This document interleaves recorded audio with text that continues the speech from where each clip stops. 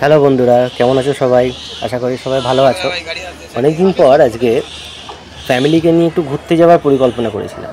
তোমরা জানো নিশ্চয়ই আমরা অনেক দিন ধরে ভিডিও দিতে পারছিলাম না একটা কারণে। তো সেই জন্যই ভাবছি যে ভিডিওটা যখন আবার শুরু করছি একটু ঠাকুর পুজো দিয়ে বা ঘুরতে গিয়ে শুরু করি। তো আমরা যেখানে যাচ্ছি দেখতেই পাচ্ছ, আমরা প্রান্তিক স্টেশনে নামলাম। বর্ধমান থেকে যেখানে আমাদের বোলপুর শান্তিনিকেতন আছে, শান্তিনিকেতনের পরের স্টেশন হচ্ছে প্রান্তিক। এখানে নেমে আমাদের মানে দেবী সতীর 51 পীঠের মধ্যে একটি অন্যতম পীঠ কঙ্কালীতলা যাওয়া যায়। তো সেখান থেকে আমরা স্টেশন থেকে বেরিয়ে একটা টোটো রিজার্ভ করে গেলাম। ওখানে টোটো ছাড়া কোনো যাতায়াতের সেরকম রাস্তা নেই। তো টোটোতে আমাদের সকলের জন্য ভাড়া লাগলো 300 টাকা। 300 টাকার মধ্যে টোটো দাদা যেটা বললেন যে উনি ওখানে থেকে যাবে যতক্ষণ না পুজো না হয়, এবং তারপরে আমাদেরকে রিটার্ন বা স্টেশনে নিয়ে আসবে, প্রান্তিক স্টেশনে। তো দেখতেই পাচ্ছ আমরা টোটোতে করে যাচ্ছি এবং খুব সুন্দর একটা রাস্তা। এই রাস্তায় আমি একবার দুবার এসেছিলাম। আমি যখন অন্য একটা কোম্পানিতে কাজ করতাম, সেই কোম্পানির এখানে একটা টেকনো ইন্ডিয়া স্কুল আছে, সেই স্কুলে আমার একবার একটু কাজ পড়েছিল, সেই জন্য আমি এখানে এসেছিলাম।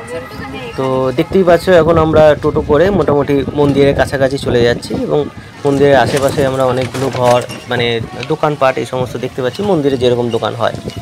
তো এবার আমরা টোটো থেকে নেমে এই দেখতে পাচ্ছি যে জয় মা কঙ্কালেশ্বরী লেখা রয়েছে। এবার কঙ্কালীতলায় আমরা ঢুকছি, এটা কঙ্কালীতলার মেন প্রধান পথ। তার মধ্যে আবার দেখো এখানে একটা আদিবাসী নৃত্য শুরু হয়ে গেছে, এবং তোমাদের দিদি মানে এই চ্যানেলের যিনি অধিকারিণী, তিনি আবার নাচের মধ্যে দিয়ে একটু নিজের প্রতিভাকে তুলে ধরার চেষ্টা করছে। তো ভালোই লাগছিল, এবং এইরকম নাচ আমি অনেক দিন পর দেখলাম। আদিবাসী নৃত্যদের মধ্যে এটা একটা খুব বিশেষ প্রচলিত নাচ। তো সেটা মন্দির চত্বরেই হচ্ছিল, এবং তার মধ্যে দিয়ে এখানে অনেকেই এই নাচে অংশগ্রহণ করছিল, যেটা ভিডিওতে দেখা যাচ্ছে। তো নাচটা খুব ভালো এবং ভালো লাগছিল দেখতে, এরকম একটা প্রকৃতির মধ্যে দিয়ে এরকম একটা নাচ। তো আশা করি তোমাদেরও ভালো লাগবে। যদি ভালো লেগে থাকে একটু কমেন্ট করো। কমেন্ট পেলে আমাদের আরও করতে উৎসাহিত আমরা বোধ করবো, এবং আরও উৎসাহ পাবো মানে নতুন নতুন ভিডিও করার জন্য। তো নাচটা চলতে চলতে এবার এই যে নাচের যে একটা বৈশিষ্ট্য আমরা একটুখানি আলোচনা করি। এখানে যারা যে সমস্ত মহিলারা নাচ করছেন, তাদের মাথায় দেখো একটা করে হাড়ির মতন, এবং সেই হাড়ির উপরে অনেকগুলো নকশা জিনিস মানে সাজানোর জিনিস রেখে দিয়েছে, এবং অদ্ভুতভাবে একটা ব্যালেন্স করে মানে সুন্দরভাবে, এটা আমরা হয়তো পারবো না, বা আমি তো কখনোই পারবো না, এটা মাথায় নিয়ে নাচছে তারা। এটা দেখতে খুব সুন্দর লাগছে। তো এই নাচের পর মানে নাচটা চলতে চলতে আমি তো ভিডিও করছি, এবং ভিডিও করতে করতে ভাবছি যে এখানে তো আমরা মোটামুটি পৌঁছেছি দুপুর 2টো নাগাদ। তো 2টোর সময় ভোগ পাওয়া যাবে কি না বা পুজোটা দেওয়া যাবে কি না, সেই জন্য আমার একটু চিন্তা হচ্ছিল। সেই জন্য আমি মাঝে মাঝে ইশারা করছিলাম যে চলে আসো, আর নাচ করতে হবে না, বা ভোগ খেতে হবে, ভোগের কুপন নিতে হবে। তো ওর তো কোনো রকমের কোনো হেলদোল নেই, ও সেই নাচানাচির মধ্যে দিয়ে রয়েছে, আর আমাকে অগত্যা ভিডিও করে যেতে হচ্ছে।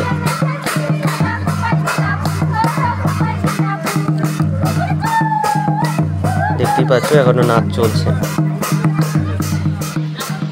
এবার নাচ কমপ্লিট হয়ে যাওয়ার পর আমরা মন্দিরে ঢোকার চেষ্টা করছি। এবার মন্দিরেরটা দেখতেই পাচ্ছ যে এখানে অনেকটাই ফাঁকা, এবং সত্যি কথা বলতে আমি যখন এসেছিলাম তখন অনেক বছর আগে 18 কি 19 সালে আমি এসেছিলাম।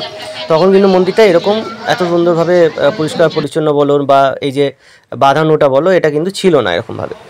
তো এখানে মন্দিরে পুজো দেওয়ার পর আমরা যথারীতি ভোগের কুপন কাটার পর আমরা ভোগ খেতে বসেছি। এখানে দেখতেই পাচ্ছ যে আমরা এখানে সবাই বসে ভোগ খাচ্ছি, এবং প্রতিটা কুপন মূল্য হচ্ছে 60 টাকা। আগে 50 টাকা ছিল, এখন বেশ কিছুদিন ধরে 60 টাকা করে কুপনের মূল্য ধার্য করা হয়েছে। এবং এখানে ভাত, ডাল, সবজি, পায়েস, পাঁপড়, চাটনি এই সমস্ত কিছু কিন্তু আমরা ভোগের সাথে পাচ্ছি।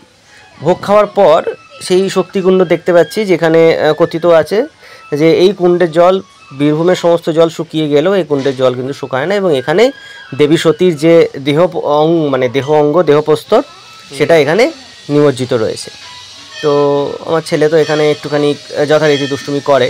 তো তোমরা দেখতেই পাচ্ছ যে এখানে পুকুরটায় যথেষ্ট বাঁধানো এবং মোটামুটি পরিষ্কার। আমরা যখন গেছিলাম ওই সময়টা মানে যখন গেছি তখন ভালোই বৃষ্টি হচ্ছিল, তো পরিষ্কারও আছে, অসুবিধা নেই কিছু। এখানে অনেকেই আসে, অনেকেই মানসিক করে যায়। ঢিল বাঁধার জায়গা রয়েছে, সেখানে ঢিল বেঁধে মানসিক করে যায় মনের ইচ্ছা পূরণের জন্য। এই যে ঢিলের জায়গাটা বলতে না বলতেই আমি দেখাচ্ছি তোমাদেরকে। তোমরা দেখতেই পাচ্ছ এখানে বিভিন্ন ঢিল বাঁধা রয়েছে, বিভিন্ন মানুষ এসে তাদের মনের ইচ্ছা পূরণ করার জন্য ঢিল বাঁধে। এবং আশেপাশের জায়গাটা তোমরা দেখতে পাচ্ছ, এখানে খুব সুন্দরভাবে প্রকৃতির কোলের মধ্যে বিভিন্ন মেলার পসরা নিয়ে বসেছে। এবং এইগুলো এখানকার যে লোকাল যে যারা লোকজন আছেন এবং তাদেরই এগুলো সব হাতে তৈরি করা বা বাইরে থেকে কিনে আনা করে এগুলো তারা ব্যবসার জন্য এখানে পেতে রেখেছে।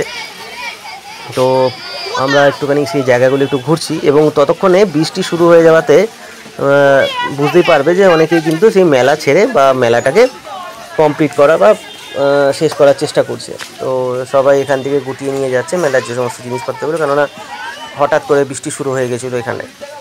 তো বৃষ্টিতে তো মেলা করা যায় না, তো আমিও একটু বৃষ্টিতে ভিজে ভিজে ভিডিও করার চেষ্টা করছি, কিন্তু ভয়ও লাগছে যে ফোনটা যদি ভিজে যায়, কেননা ফোনটা ভিজে গেলে তখন একটু সমস্যায় হবে।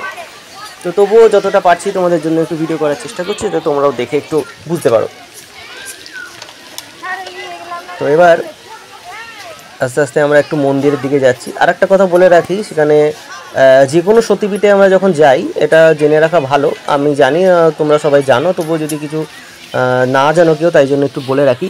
যে কোনো সতীপীঠে যাওয়ার আগে, মানে সতীপীঠে গেলে তার যে রক্ষক, মানে দেহরক্ষক, মানে প্রত্যেকটা সতীপীঠের একটা করে ভগবান শিবের একটা অংশ বা দেহরক্ষক থাকে, যেটাকে আমরা মানে মা সতীর দেহরক্ষক বলে থাকি।